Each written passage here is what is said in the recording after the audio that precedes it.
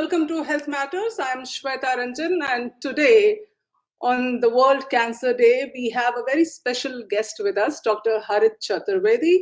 He's the chairman, Max Institute of Cancer Care. Welcoming Dr. Chaturvedi to the show.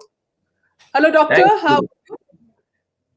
Thank you, Shweta. Thank you for having me on your show. Thank you. Thank you, doctor, for coming and being there to talk to the viewers and create awareness, basically. This is what we aim to do. Right. So, doctor, to start with, can you share the cancer landscape in India, which is in which direction it is going? How is it shaping up? So, when you ask this question, landscape in India, I want to bring two perspectives. Yes, One doctor. is that the incidence is on the rise. Okay. So today we have every year almost anything between 12 to 14 lakh new patients diagnosed. And the other thing is that this is on the rise. This is a bigger problem, that the incidence is on the rise. Almost 130 new patients per lakh per year. So that is one part of the landscape. The challenge is growing. And at the same time, new infrastructure, new setups, new facilities, more and more people getting trained and getting involved is also happening. So that's a good part of it, that we are better prepared to combat this. But the disease is very much on the rise, and it is one of the major diseases, to killer diseases, I would say. So what you are doing matters a lot, because creating awareness, picking up disease early is the best and the cheapest way to combat this.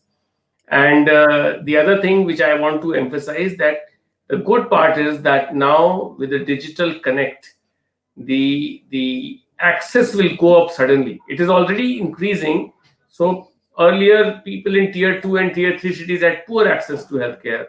Now, just by the digital connect and by leveraging the power of this thing, so all that is also contributing in a very big way to this landscape, changing landscape. And another important point probably should be that there are newer advances in treatment strategy and evolution in various methods of treatment, which is coming home in certain ways. The cost is going down, the engagement with people is increasing. So I am actually seeing a very bright future. While the numbers are on the rise, but I'm seeing an opportunity where the health professionals, the society at large, and all of us will connect to combat this in a much better way. Yeah, but you answered in my question. My next question I was going to include a little later, but now I have to take it up as, are we still struggling with the skill gap in the healthcare sector? You said that there is an evolution, facilities are growing, but the skill gap is still there? So, if you look at the magnitude of challenge, certainly there's a skill gap. If you look at the number of people who are getting treated and all that, there's a skill gap. But when I put this hat and say that where are we compared to 10 years back or 20 years back or 30 years back, in every decade, how things are changing. So I feel that number of individuals getting trained, getting exposed, the connections through meetings, conferences, seminars, educational platforms, access to new knowledge through various virtual platforms. It is so easy for people to get empowered, work into teams. The cultures have also changed. Now I see more and more team engagement. Earlier it was all one doctor doing the magic. Now it has changed a lot. So if I have to answer the question, where are we on the skill gap? In 90s, probably the skill gap was very big. Today also there's a significant skill gap. We need to cover a lot of ground, but it is better than what it was in 90s. It is certainly better. And it is certainly better than where we were in 80s. So on skill, on infrastructure, on new knowledge, including, I would say, creation of new knowledge. I see more and more trials happening in our country. I see more and more multi-centric studies happening, more meetings happening. In Delhi NCR alone, we have got 40 cancer centers. I say it with a lot of pride that there are 40 cancer centers separately working in Delhi NCR alone. When I came here, there were only 5, just about 25 years back. These initiatives are definitely to be praised, but these come only when people are diagnosed with the disease. So to avoid this disease, as you said, that the numbers are rising every year. So to avoid, is there any way that one can do it? A lot actually. So it is in some ways a lifestyle disease in some ways. So almost I would say 40% of cancer is certainly preventable. And when I say this, you can imagine that tobacco alone contributes to more than 30-35% of cancer incidence. So if we are able to control the tobacco menace, and if we so tobacco menace is one thing. Second thing is sedentary lifestyle. Increase in body weight is also contributing to cancers, both breast cancer, endometrial cancer, colon cancer. All these things are up. So, if we consume less fat, we have active lifestyle, we have balanced diet, green vegetables and fruits as part of essential part of our diet, and moderate amounts of fats and carbohydrates. So these things are will contribute in a big way. When we say that the incidence is on the rise, because these patterns are changing for the bad, for not for the good. So people are getting more and more sedentary, and even today, our next generation is playing all the games on the laptop. So you know where it is heading. So when we say that the challenge is on the rise, it is because these things are going out of our hands and control, and there's nobody seriously working on it. So is this So, the reason that a very high incidence of cancer is seen in the younger age group, like the children and adolescents? And so yeah. So I would say that the pattern of incidence in younger age group or adolescent and young population is has not changed statistically. What has changed is the pickup rate has gone up because people have got more aware and have access, and so diagnosis is happening. There is no data to support. There is more trend towards younger age group getting more cancer now compared to earlier times. However, in a general way, all malignancies in India or Asian population are a decade earlier than it is in the Western population. For example, in breast cancer, colon cancer, oral cancer, every cancer, the peak happens a decade earlier. So that is happening. But the younger population is still at the same risk of cancer as earlier. What I would definitely want to say that because of the sedentary lifestyle and these patterns, there's a direct association between economy and the increasing incidence of cancer. So if I compare the data of US and European countries, it's almost threefold higher incidence of cancer compared to in India. So we are at 130 per lakh, they're at 450 per lakh per year. So it's a huge increase which we are likely to see because we are bound to be inflicted by the poor effects of increasing economy and easy money and changing lifestyle. yes, so the cancer burden, you mean to say, in India is different from other countries? Yes. And also, is it true that the cancer burden within the country itself, in different regions, it comes differently? Very, very, very much. Actually, India is not one country. It's almost like what I should say, it's a continent. So, in one part of the country, the patterns are so different. For example, in the southern coastal area, uh, the gastric cancer is number one. In northern India, it is breast cancer is higher. In all metropolitan, both Delhi and Mumbai, breast cancer is number one. If you look at the effect on of lifestyle, for example, gallbladder cancer in southern India is almost non-existent. In northern India, it is a very high incidence amongst all GI cancers.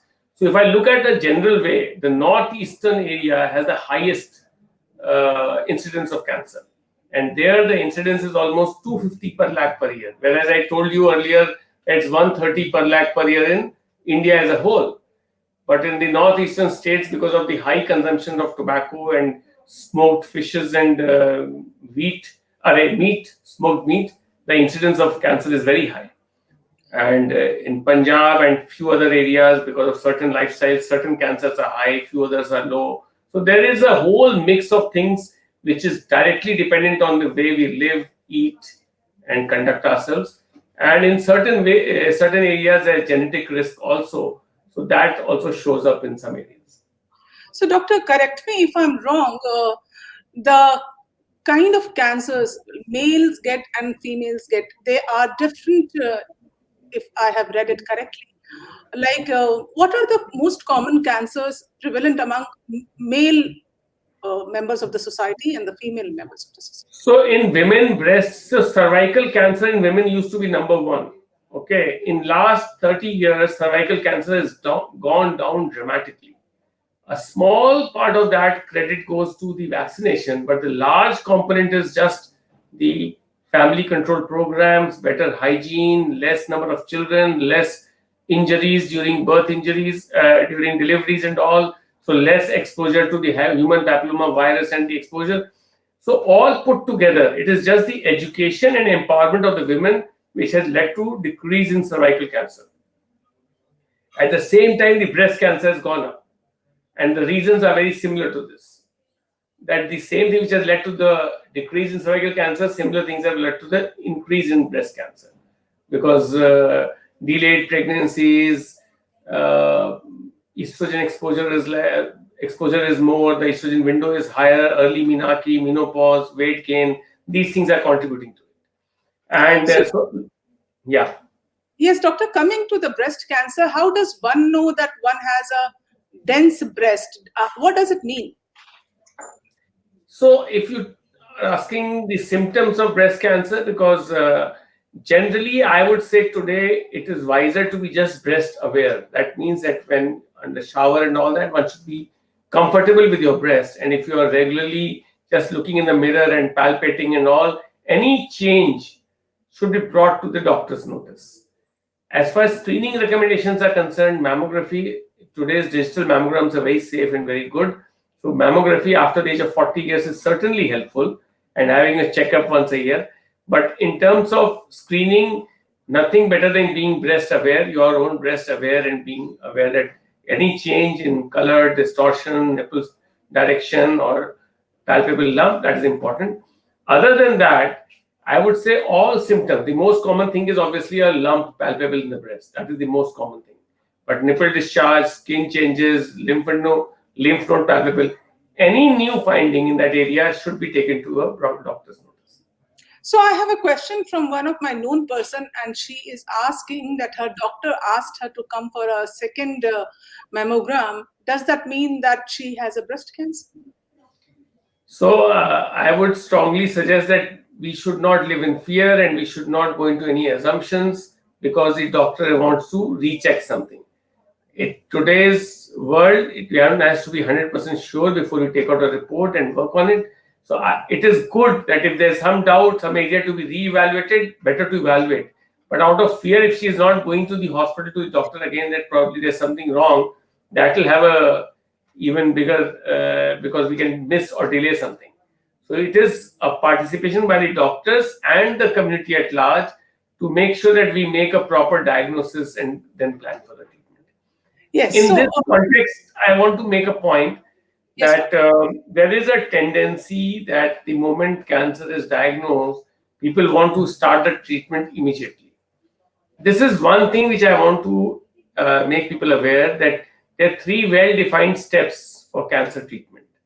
First is making a proper diagnosis, where today's time you also want to know the type of tumor. Just knowing cancer is not enough. For same cancer, for a cancer in same location, two different types will have two different approaches. okay. So diagnosis itself may take anything from 3 4 days to 2 weeks or 3 weeks, but be patient. The important part from the doctor side is the hospital says to communicate clearly what is it that you are doing that is taking so much time, because people start panicking that इतने दिन हो गए क्या हो रहा है उनको बताना पड़ता है कि भाई these are 5 things required. If we don't do these things, we will not make a good diagnosis, and therefore your treatment will not be in the right direction. Second thing is a proper staging evaluation. How is a tumor, nodes, any spread anywhere else? Unless you have a thorough staging, your decision making may not be correct. So both these things are essential, and then you go to the third step of making a treatment plan, which should be done in a multimodal setting where surgical, medical, radiation, radiology, pathology, they're all integrated. So I always tell my patients that you are sitting on a आप एक चौराहे पे खड़े हो, क्या रास्ता पकड़ना है ट्रीटमेंट के लिए. It is important to know where are we wanting to go and what are the ways to reach there. Yes, doctor. So I was talking about mammogram, and Yeah. is it true that even mammogram can miss 30% of Yeah, cancer? yeah. Yes. So mammography is a screening tool. It is for ACE in this context. It's a screening tool. We do mammography for everybody who has a breast symptom. So that is an essential evaluation by imaging. So all decision makings, diagnosis making has three components again: clinical, radiological, and pathological. So mammography alone is not complete or not. Sometimes a complementary ultrasound is required and MRI is required, but mammogram is the baseline. And then there's a pathological correlation. This area has to be sampled by a needle, either an FNAC or a core biopsy or whatever, to be sure whether it's a benign or a malignant lump of what are we dealing with. So, if you ask me that if it misses 30%, then how, if that is one concern a lot of people have, but how can Yes. it be so useful in that case? So, if you have a symptom, then the bug doesn't stop with mammography. Even the mammography is normal, then further evaluation by ultrasound or MRI is important. If there are no symptoms, there's no pathology and no risk factors. If somebody is BRCA positive, BRCA positive, in that case, we even recommend a screening MRI of the breast, because then you have to be more sure. And see, mammography is a bigger challenge in younger women because the dense breast, the glandular tissue in the breast, does not provide such good opportunity for imaging. So one miss rate is higher. So if I look at this, mammography is essential or basic for screening. It is essential and basic for all evaluations of symptoms. However, if somebody has a symptom or a risk factor, things don't stop at mammography. You have to go further for evaluation. So is there something like 3D one mammogram also? Yes, yes, yes. So 3D MR is much much better and superior, but 3D mammography and but there's one tomo scanning that's also very useful. Complementary use of ultrasound with mammogram is also very rewarding. All these put together are very useful. Okay, doctor. And a lot of new screening tools have also come up, but they have not yet validated. Thermal scans and hand-based ultrasound investigations, all these are coming up. So one day you will find much simpler tools, because mammography women are very uncomfortable with the compression which happens for imaging. Yes, so can one rely on Ayurvedic treatment also? There are a lot of claims that Ayurvedic treatment is suitable, appropriate, one should go for painless. So I am not an expert on Ayurveda, so I will not comment on that. I can only say that I know that allopathic data is very robust. What we are practicing, it's a global connected world, and a lot of studies happen before any treatment gets into a recommendation mode, and there's a continuous. So you can imagine that there are 6,000 journals which are publishing material related to cancer. Okay, there are thousands of studies going on at any given time across the world, where millions of patients get recruited and they're followed up, and so one knows what is happening with their outcomes. And based on all this information, guidelines are evolved. So every year you have a update on guidelines. There are NCCN guidelines, there are European guidelines, there's ICMR guidelines. Our national cancer graders initiated guidelines based on our own data. So I know that there is a lot of focus on quality and on monitoring, and there is a reason why we do what we do at every step. As far as Ayurvedic is concerned, I'm sure there are certain things which are well validated, but I have not seen much substance in the newer methods and how it is getting evolved. I know that there are a lot of science in the yesteryears which have been used, but how it is being used, what is evolving, who is evaluating that, what is the statistical data saying, that all I'm not sure about. Yes, doctor. So coming back to my first question, as you said that the numbers are rising, and over the past 10 years, it is understood that the numbers have literally doubled. So unfortunately, is that the reason that most of them get diagnosed at the last stage? Is that the reason why the numbers have doubled? So the main reason for delayed diagnosis is the lack of awareness in the general population and the low index of suspicion amongst the clinicians and the general practitioner level, because the infrastructure for diagnostic setups is poor. So even number of mammograms, forget about Delhi and Mumbai and maybe two, three more cities, Bangalore and Chennai and all. Outside these big cities, the even basic facilities and training and the threshold at which a CT scan gets advised and ultrasound gets advised, what happens is so high that you miss the early opportunity to pick up early. So I am a strong believer that instead of getting more hospitals, the government needs to focus on creating more diagnostic centers. Just make a diagnosis. However, then the onus comes on them to make a prepare for treatment also. But these will be cheaper and easier to manage, and a lot of this work in today's world can be done digitally and remotely. So this is where the opportunity will open up rather soon. That we will see a large connect across the society, across tier 2 and tier 3 cities, where digital and remote connect will help us leverage and help in picking up early cancer. So the delay is largely because of lack of awareness, lack of access, and lack of infrastructure.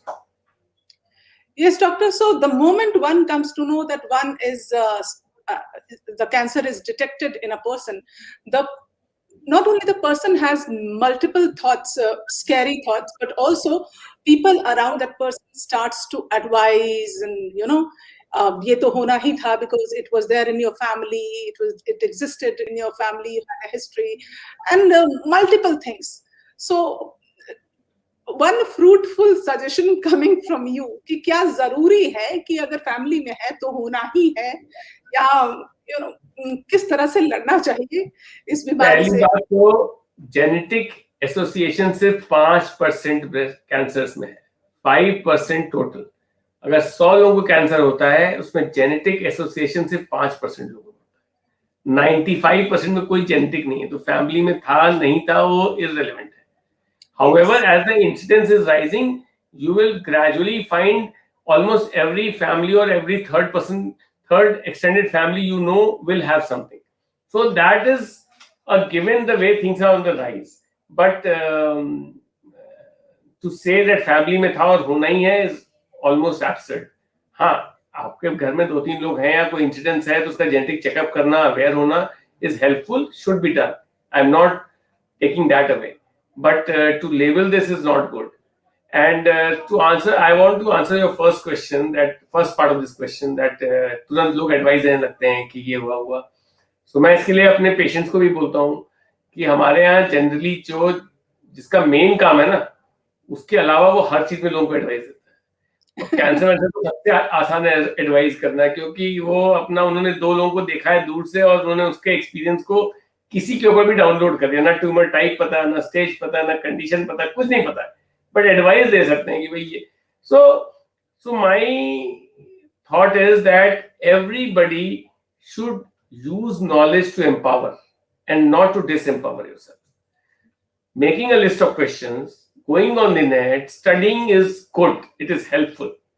Talking to people who have medical background in your family is good, and make a list of questions. Talk to one oncology team, talk to second oncology team, take a second opinion.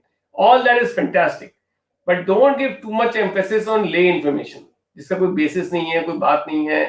2 मरीजों को ऐसा हुआ था, उसके basis उसमें आप फंस गए तो फिर नेगेटिविटी आएगी और आप निकलना मुश्किल हो जाता है। So doctor, yes, a lot of awareness is being created through workshops and multiple things on breast cancer, but hardly anyone talks about the other forms of cancers like neck cancer or prostate cancer, be it anything. So how does one know kya symptoms ho sakte hain? How does one approach to overcome all this, as you are doing this event for World Cancer Day? And so in today's world, from January to December, every month is designated to one type of cancer. Breast is for the month of March. In January, you have colorectal, and you have lung cancer a month, you have a cervical cancer month, you have ovarian cancer month. So all is spread throughout the year. And there are groups and there are efforts being focused for bringing awareness in every area. Somehow breast cancer picked up early because there was a tool to do a mammography and screening, and there was advantage of making aware and screening. and the general impression was that there's not much benefit because there's no screening tool to evaluate for other cancers. But today, high risk groups, lung cancer detection is recommended, and it is screening is recommended. Oral cancer is awareness, and by early biopsy is recommended. Colorectal cancer for certain groups is recommended. So today the world has shifted a lot. And for example, in our own hospital at Max, we have got support groups for different types of cancers. So earlier we used to have only one group for breast cancer. Today we have a stomach group for colorectal cancer. We have got a head neck group, Awaz, which meets for head and neck cancers. We have got a lung cancer group. So things have changed and are changing.